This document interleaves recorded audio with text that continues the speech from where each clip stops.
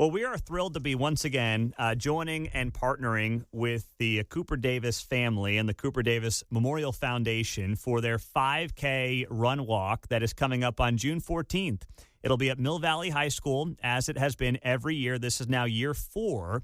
And Libby Davis is here on KCMO Talk Radio, the organizer, the mother of the late Cooper Davis, joining us as this organization, this foundation, does an incredible job with fentanyl awareness and education across the Kansas City area. So, Libby, good morning. Thank you for being here. And I know that Cooper's story is very well known around the Kansas City area, but for those that may not know the story, just remind us of what happened to Cooper and how this became, obviously, such a large and growing foundation here in the Kansas City area. Yeah, thanks, Pete. It's good to be back.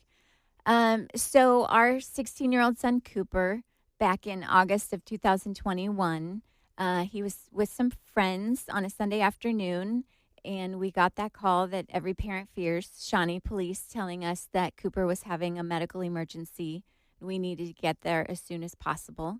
We would find out later that 5 friends shared 2 pills that they believed to be Percocet, and all of the kids that day had very scary reactions, but Cooper was the only one that did not survive.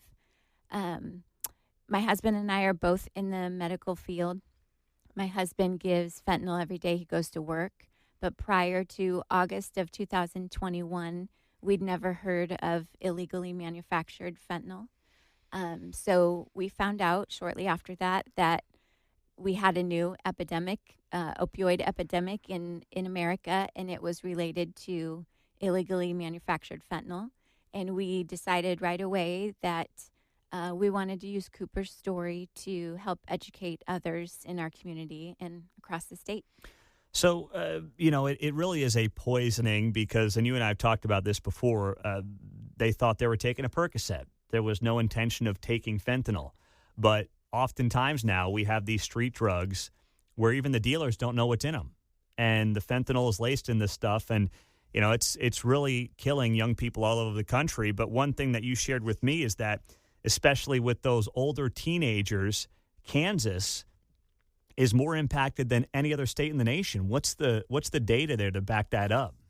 Yeah, so data from the CDC shows that for 2 years in a row, so this reflects 2022 and 2023, Kansas leads the nation in fentanyl-related death rate per capita. So we have the highest death rate per capita for ages 15 to 19.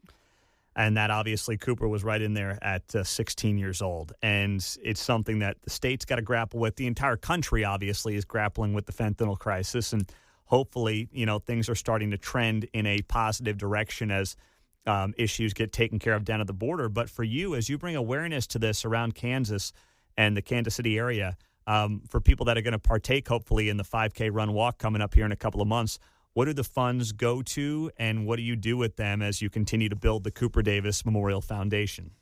Yeah, so most recently, and gratefully, because we've worked toward this for a long time, figuring out how we can use the funds most effectively to have the greatest impact. And so starting last year, in about March of last year, we worked with the Johnson County Prevention and Recovery Coalition and another organization called Overflow developed a social media campaign. So all of our funding really goes to this paid social media campaign. That last year was really focused on reaching our youth, ages 13 to 24. And right now we're in development of new content that will be pushed to parents and caregivers so we can really reach the adult population too, because everybody needs to be aware of what's going on so that they can have conversations about it at the dinner table. Because I got to imagine a lot of parents, especially if it's an oldest child or something where they're first time parents of teenagers, there's some naivete, I guess, out there on this stuff, right? Is that what you're learning as you talk to more parents? Well, absolutely. Obviously, I already shared my husband and I knew nothing about this. Mm-hmm. So we knew there were a lot of other families. We also know that there's a little bit of a stigma Mm-hmm. in talking about drugs and drug use. And a lot of families just want to turn the other way and say, not my child. But in this day and age, with fentanyl in the drug market, that is one of the most dangerous statements that a parent can make, because this can affect any family. It can affect high-performing teenagers. In fact, teenagers are the age group that has been the most impacted by fentanyl making it into the drug supply. Wow. Libby Davis is here, mother of the late Cooper Davis, of course, runs the Cooper Davis Memorial Foundation. We are thrilled to be partnering with them for their 4th annual 5K run and walk coming up at Mill Valley High School. That is on Saturday, June 14th, the Saturday of Father's Day weekend. And we hope that you'll join us for that. Keeping Clean for Coop is what it's called. I was thrilled to be a part of it last year. I ran with my 2 oldest girls, and we'll be back again this year for that event. You can right now go ahead and sign up at CooperDavisMemorialFoundation.org. That's CooperDavisMemorialFoundation.org. Of course, we'll link to all this as well on our Facebook and X accounts as well when we're done here with the conversation. But what about the social media side of this, Libby? I know that's a huge problem as well. It's where, sadly, a lot of these, I would say, children get preyed on. So how does that factor into the conversations you have as you try to bring awareness to this issue? Yeah, it plays a ginormous role in this problem. And while there hasn't been much success in shutting down social media or getting social media companies to take more responsibility or initiative to protect our kids, we always fall back to knowing that awareness is our best defense. Education is our best defense. So the more we can educate the teenagers in our lives and those around us, the more lives we can save. So we just really focus on getting that information out there. Are there platforms from your experience that are worse than others at this? Yeah, I think for sure Snapchat probably is the most notorious. I hear from a lot of law enforcement agencies that they're very hard to work with when they are investigating deaths where it is believed that drugs were purchased through that app.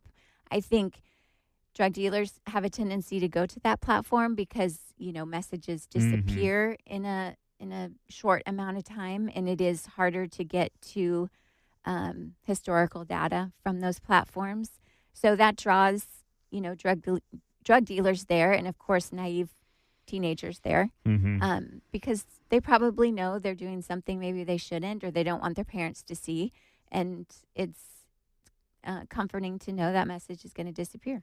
Yeah, exactly. And they're already on there, so it's an easy preying ground, I guess you would say, for these dealers. Right. Is there one group or one area where you feel like you're having the most impact? Is it in schools when you speak? Is it with the law enforcement folks? What has your experience been on that front? Our passion has always been to reach the kids. So